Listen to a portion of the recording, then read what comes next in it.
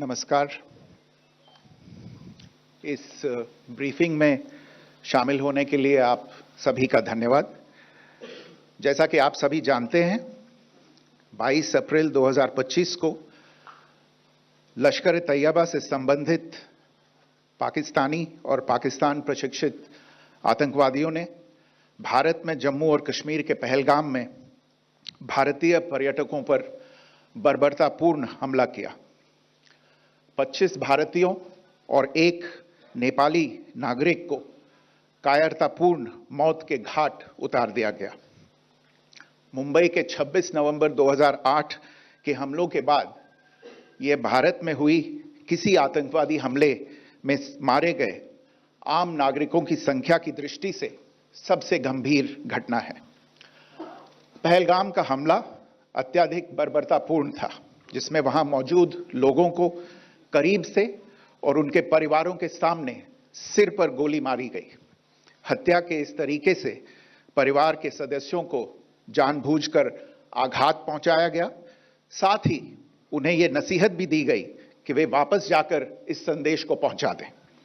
यह हमला स्पष्ट रूप से जम्मू और कश्मीर में बहाल हो रही सामान्य स्थिति को बाधित करने के उद्देश्य से किया गया था। चूंकि पर्यटन फिर से अर्थव्यवस्था का मुख्य आधार बन रहा था, इस हमले का मुख्य उद्देश्य इसे प्रतिकूल रूप से प्रभावित करना था। पिछले वर्ष आप सभी जानते हैं, 2.25 करोड़ से अधिक पर्यटक कश्मीर आए थे। इस हमले का मुख्य उद्देश्य इसलिए संभवतः यह था कि इस संघ राज्य क्षेत्र में विकास और प्रगति को नुकसान पहुंचाकर इसे पिछड़ा बनाए रखा जाए और पाकिस्तान से लगातार होने वाले सीमा पार आतंकवाद के लिए उपजाऊ जमीन बनाने में सहायता की जाए। हमले का यह तरीका जम्मू और कश्मीर और शेष राष्ट्र दोनों में सांप्रदायिक दंगे भड़काने के उद्देश्य से भी प्रेरित था। इसका श्रेय सरकार और भारत के सभी नागरिकों को दिया जाना चाहिए कि इन प्रयासों को विफल कर दिया गया। एक समूह ने खुद को रेजिस्टेंस फ्रंट TRF कहते हुए इस हमले की जिम्मेदारी ली है। यह समूह संयुक्त राष्ट्र द्वारा प्रतिबंधित पाकिस्तानी आतंकवादी समूह लश्कर-ए-तैयबा से जुड़ा हुआ है। यह उल्लेखनीय है कि भारत ने मई और नवंबर 2024 में संयुक्त राष्ट्र की 1267 कमेटी की सैंक्शंस मॉनिटरिंग टीम को अर्धवार्षिक रिपोर्ट प्रस्तुत की थी, जिसमें TRF के बारे में साफ इनपुट दिए गए थे। इससे पाकिस्तान स्थित आतंकवादी समूहों के लिए कवर के रूप में TRF की भूमिका सामने आई थी। इससे पहले भी दिसंबर 2023 में भारत ने इस टीम को लश्कर-ए-तैयबा और जैश-ए-मोहम्मद के बारे में सूचित किया था, जो TRF जैसे छोटे आतंकवादी समूहों के माध्यम से अपनी गतिविधियों को संचालित कर रहे हैं। इस संबंध में 25 अप्रैल को UN सिक्योरिटी काउंसिल प्रेस वक्तव्य में TRF के संदर्भ को हटाने के लिए पाकिस्तान के दबाव पर भी ध्यान दिया जाना चाहिए। पहलगाम आतंकवादी हमले की जांच से पाकिस्तान के साथ आतंकवादियों के संपर्क उजागर हुए हैं। रेजिस्टेंस फ्रंट द्वारा किए गए दावे और लश्कर-ए-तैयबा से ज्ञात सोशल मीडिया हैंडल द्वारा इसको रीपोस्ट किया जाना इसकी पुष्टि करता है। चश्मदीद गवाहों और विभिन्न जांच एजेंसियों को उपलब्ध अन्य सूचनाओं के आधार पर हमलावरों की पहचान भी हुई है। हमारी इंटेलिजेंस ने इस टीम के योजनाकारों और उनके समर्थकों की जानकारी जुटाई है। इस हमले की रूपरेखा भारत में सीमा पार आतंकवाद को अंजाम देने के पाकिस्तान के लंबे ट्रैक रिकॉर्ड से भी जुड़ी हुई है, जिसके लिखित और स्पष्ट दस्तावेज उपलब्ध हैं। पाकिस्तान दुनिया भर में आतंकवादियों के लिए एक शरण स्थल के रूप में पहचान बना चुका है। यहां अंतर्राष्ट्रीय स्तर पर प्रतिबंधित आतंकवादी सजा पाने से बचे रहते हैं। इसके अलावा पाकिस्तान ने इस मुद्दे पर विश्व और फाइनेंशियल एक्शन टास्क फोर्स जैसे अंतर्राष्ट्रीय मंचों को जानबूझकर गुमराह करने के लिए भी जाना जाता है। साजिद मीर का मामला, जिसमें इस आतंकवादी को पाकिस्तान ने मृत घोषित कर दिया था और फिर अंतर्राष्ट्रीय दबाव के परिणाम स्वरूप वो जीवित पाया गया, इसका सबसे स्पष्ट उदाहरण है। यह स्वाभाविक है कि पहलगाम में हुए इस हमले से जम्मू और कश्मीर के साथ साथ भारत के अन्य भागों में भी आक्रोश देखा गया। हमलों के बाद भारत सरकार ने स्वाभाविक रूप से पाकिस्तान के साथ संबंधों को लेकर कुछ कदम उठाए। आप सभी उन निर्णयों से अवगत हैं जिसकी घोषणा 23 अप्रैल को की गई थी। तथापि यह आवश्यक समझा गया कि 22 अप्रैल के हमले के अपराधियों और उनके योजनाकारों को न्याय के कटघरे में लाया जाए। हमलों के एक पखवाड़े के बाद भी पाकिस्तान द्वारा अपने क्षेत्र या अपने नियंत्रण वाले क्षेत्रों में आतंकवादियों की इंफ्रास्ट्रक्चर के विरुद्ध कार्रवाई करने के लिए कोई स्पष्ट कदम नहीं उठाया गया है। उल्टे वो इनकार करने और आरोप लगाने में ही लिप्त रहा है। पाकिस्तान आधारित आतंकवादी मॉड्यूल्स पर हमारी खुफिया निगरानी ने संकेत दिया है कि भारत के विरुद्ध आगे भी हमले हो सकते हैं। अतः इनको रोकना और इनसे निपटना दोनों को बेहद आवश्यक समझा गया। आज सुबह, जैसा कि आपको ज्ञात होगा, भारत ने इस तरह के सीमा पार हमलों का जवाब देने और उन्हें रोकने तथा उनका प्रतिरोध करने के अपने अधिकार का प्रयोग किया है। यह कार्यवाही नपीतुली, नॉन एस्केलेटरी, आनुपातिक और जिम्मेदारीपूर्ण है। यह आतंकवाद की इंफ्रास्ट्रक्चर को समाप्त करने और भारत में भेजे जाने वाले संभावित आतंकवादियों को अक्षम बनाने पर केंद्रित है। आपको यह भी स्मरण होगा कि 25 अप्रैल 2025 को संयुक्त राष्ट्र सुरक्षा परिषद ने पहलगाम आतंकवादी हमले पर एक प्रेस वक्तव्य जारी किया था, जिसमें आतंकवाद के इस निंदनीय कार्य के अपराधियों, आयोजकों, फाइनेंसरों और प्रायोजकों को जवाबदेह ठहराने और उन्हें न्याय के दायरे में लाने की आवश्यकता पर जोर दिया गया था। भारत की आज की इस कार्रवाई को इसी संदर्भ में देखा जाना चाहिए।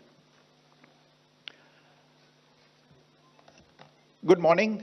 Thank you all for joining this briefing. As you are all aware, on April 22, 2025, Pakistani and Pakistan-trained terrorists belonging to the Lashkar-e-Taiba carried out a savage attack on Indian tourists at Pahalgam in Jammu and Kashmir in India. They murdered 26 people, including one national of Nepal, causing the largest number of civilian casualties in a terrorist attack in India since the 26 November 2008 attacks in Mumbai. The attack in Pahalgam was marked by extreme barbarity, with the victims mostly killed with headshots from close range and in front of their families.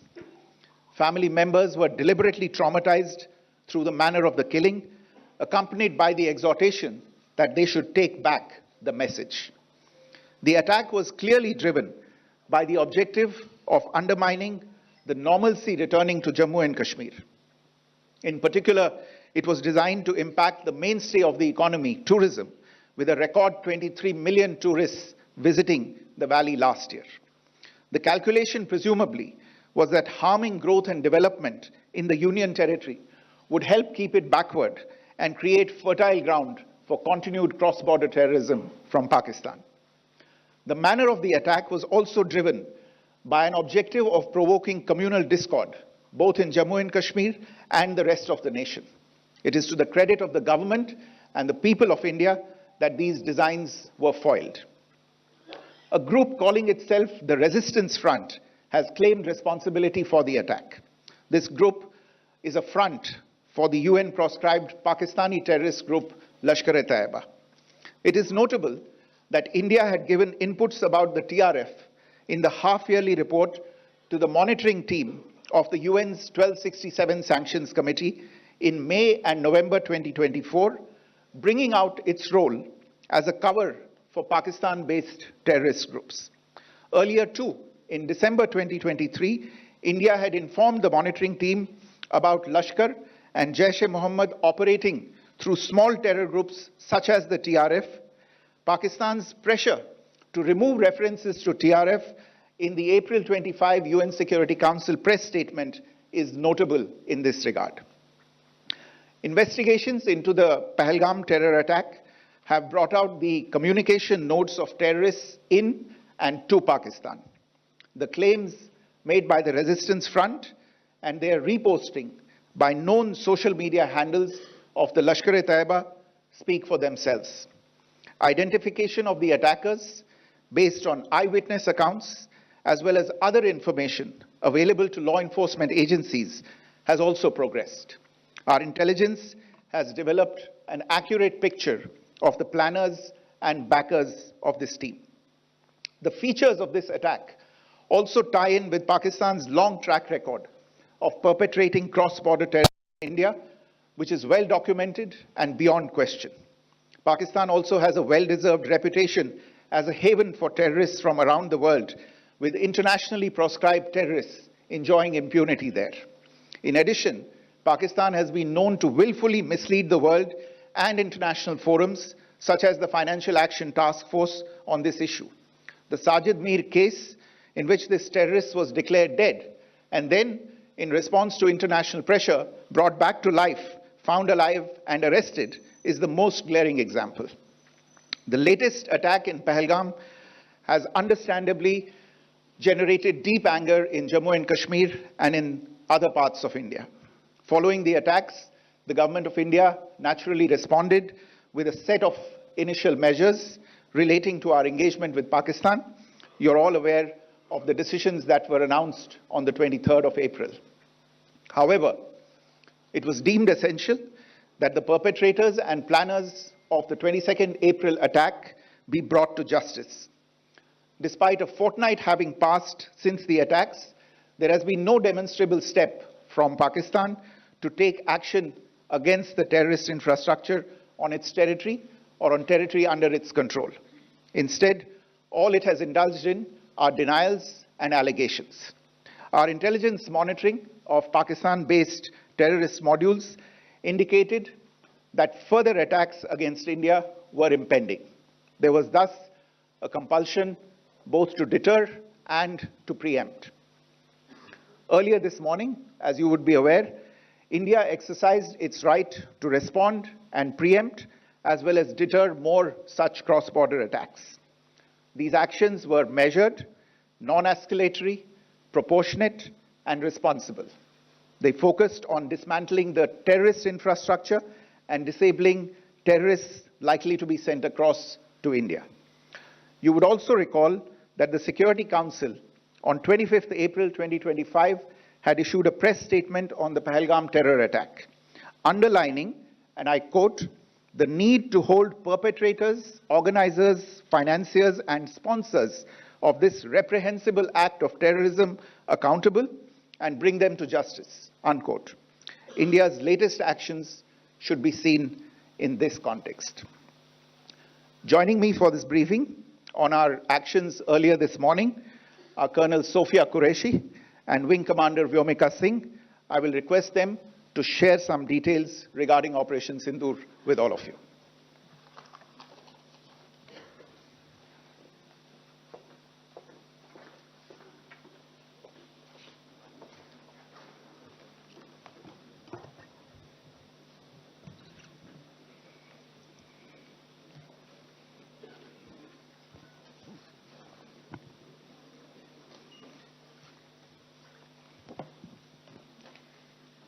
सुप्रभात देवियों और सज्जनों, मैं colonel Sophia Qureshi और मेरे साथ wing commander Vyomika Singh आज आपको 6 से 7 मई 2025 की रात 1:05 से 1:30 बजे के बीच भारतीय सशस्त्र बलों द्वारा अंजाम दिए गए ऑपरेशन सिंदूर के बारे में जानकारी देंगे।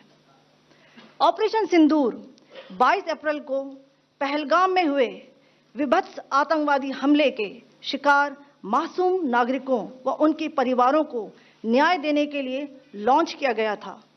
इस कार्रवाई में 9 टेररिस्ट कैंप्स को टारगेट किया गया और पूरी तरह से इसे बर्बाद किया गया। पाकिस्तान में पिछले 3 दशकों से टेरर इंफ्रास्ट्रक्चर का निर्माण हो रहा है। इसमें recruitment, indoctrination centres, training areas व लॉन्च पैड शामिल थे, जो पाकिस्तान और पाक अधिकृत जम्मू कश्मीर POJK दोनों में फैले हैं। Operation Sindoor was launched by Indian Armed Forces to deliver justice to the victims of Pahalgam terror attack and their families. 9 terrorist camps were targeted and successfully destroyed. Over the last 3 decades, Pakistan has systematically built terror infrastructure. It is a complex web of recruitment and indoctrination centers, training areas for initial and refresher courses, and launch pads for handlers. These camps are located both in Pakistan as well as Pakistan-occupied Jammu and Kashmir areas. Some of the well-known training camps are located, as you can see on the screen. They are distributed from Savai Nala in the north, counting to approximately 21, ending at Bhagalpur to the south. इन लक्ष्यों का चयन विश्वसनीय intelligence सूचनाओं के आधार पर हुआ ताकि आतंक गतिविधियों की रीढ़ तोड़ी जा सके, और यह खास ध्यान दिया गया कि निर्दोष नागरिकों और सिविलियन इंस्टॉलेशन को नुकसान न पहुंचे। The selection of these targets for Operation Sindoor was based on credible intelligence inputs and role of these facilities in perpetrating the terror activities. The locations were so selected to avoid damage to civilian infrastructures and loss of any civilian lives. This was done with due diligence, and the camps selected for targeting and their engagement will now be shown to you one by one. POJK के target मैं आपको बताना चाहूंगी। सबसे पहले सवाई नाला camp Muzaffarabad, जो कि POJK के लाइन ऑफ कंट्रोल से 30 किलोमीटर दूर है। यह एक लश्कर तौयबा का ट्रेनिंग सेंटर था। 20 अक्टूबर 2024 सोनमर्ग, 24 अक्टूबर 24 गुलमर्ग, 22 अप्रैल 2025 पहलगाम, इन हमलों के आतंकियों ने यहीं से प्रशिक्षण लिया था। सैयदना बिलाल कैंप मुजफ्फराबाद, यह एक जैश मोहम्मद का स्टेजिंग एरिया है। यह हथियार, विस्फोटक और जंगल सर्वाइवल ट्रेनिंग का केंद्र भी था। गुलपुर कैंप कोटली, यह LOC से 30 किलोमीटर दूर था। लश्कर तौयबा का बेस था, जो रजौरी, पुंछ में सक्रिय था। 20 अप्रैल 2023 को पुंछ में और 9 जून 2024 को तीर्थ यात्रियों के बस हमले में यहीं से आतंकी को ट्रेन किया गया था।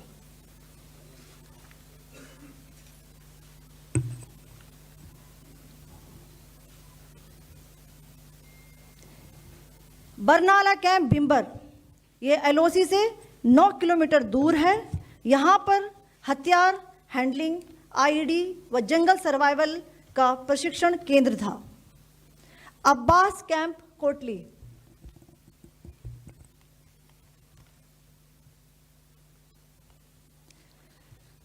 यह LOC से 13 किलोमीटर दूर है। लश्कर तौयबा का फिदाइन यहाँ तैयार होता था। इसकी कैपेसिटी 15 टेररिस्ट को ट्रेन करने की थी।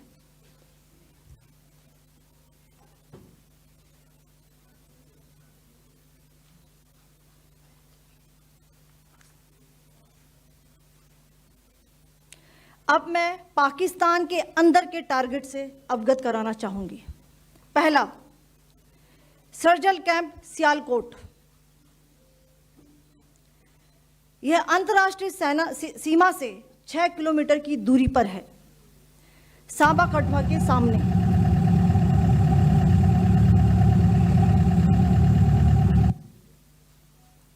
मार्च 2025 में जम्मू एंड कश्मीर पुलिस के 4 जवानों को की जो हत्या की गई थी, उन आतंकवादियों को इसी जगह पर ट्रेन किया गया था। दूसरा, महमूना जाया कैंप सियालकोट, यह 18 से 12 किलोमीटर IB से दूर था। हिजबुल मुजाहिदीन का बहुत बड़ा कैंप था। ये कठुआ जम्मू क्षेत्र में आतंक फैलाने का नियंत्रण केंद्र था। पठानकोट एयरफोर्स बेस पर किया गया हमला भी इसी कैंप से प्लान और डायरेक्ट किया गया था। मरकज ताइबा मुरीद के, यह आईबी से 18 से 25 किलोमीटर दूरी पर है। 2008 के मुंबई हमले के आतंकी भी यहीं से प्रशिक्षित हुए थे। अजमल कसब व डेविड हेडली भी यहां ट्रेन हुए थे।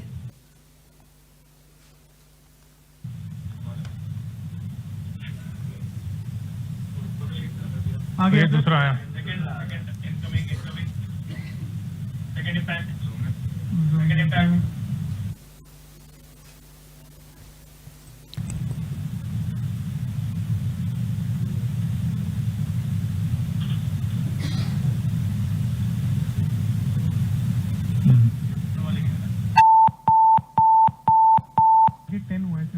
टारगेट 10 हुआ, एंक्लोजर सेम ही है। 7 it is hit the target. हाँ हाँ।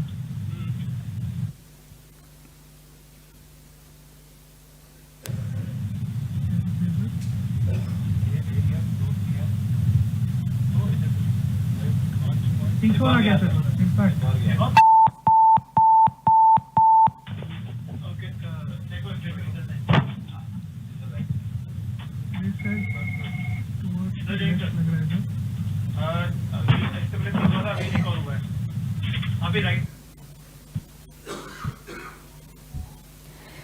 मरकज सुभान अल्लाह भावलपुर, ये इंटरनेशनल बाउंड्री से 100 किलोमीटर दूर है।